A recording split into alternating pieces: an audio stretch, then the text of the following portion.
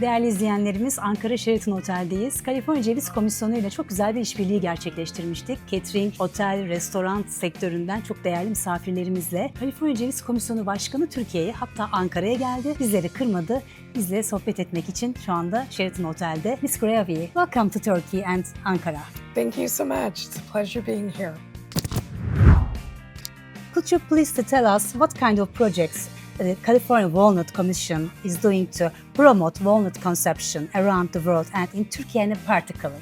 Sure, and thank you for spending time with me. So what the Commission does is we do a lot of education. So education about the health benefits of walnuts, the nutrition, chefs, food manufacturers, and everybody at home knows how healthy they are for them. We also work with the chefs and food manufacturers on food innovation. So helping them understand new and different ways to use walnuts. And in Turkey, we also do retail promotions. We also work with influencers so that people at home can look at new ways they can cook with walnuts or have walnuts with their children, particularly at breakfast time. Turkey has a long history of growing and eating walnuts. How do you see Turkey's role today in the global walnut trade? Turkey has really lovely walnut production, and the challenge is the demand is more than what the production is here. That's why there's imports from California and other places. Turkey is one of 20 leading countries in the world that produces walnuts. They're probably in the middle as far as size, but the quality is very good and the growers are very dedicated, just like other growers around the world. When we compare California walnuts with those from other countries like China or Iran, what makes California walnut special? Is the quality, sustainability, or something else? It's actually all of that. It's also our family farms. So we're kind of new in the world in growing walnuts. We started growing walnuts in the 1700s and then commercially growing walnuts in the late 1800s. With our commercial production, it's always been an orchard that is only walnuts. It's not mixed with other fruits. So our family farmers are just 100% eat, sleep, breathe walnuts. And our family farms are 4, 5, and 6 generations. So they have that family knowledge over and over again on the best way to grow walnuts in California. On sustainability, we do sustainability practices. We also have a highly mechanized growing so that the minute those walnuts are harvested and fall from the tree, within 24 to 36 hours, they're ready to ship. So it doesn't take long for us to harvest, clean, and prepare the walnuts to ship to more than 80 countries around the world. Ms. Graviet, walnuts are mostly used snacks and bakery products. Do you see any future for walnuts in other areas like cosmetics, medicine, or biophiles? That's a very interesting question. Walnuts are already used in cosmetics. So they use the shells. So for facial scrubs, medical, still a lot of research to be done.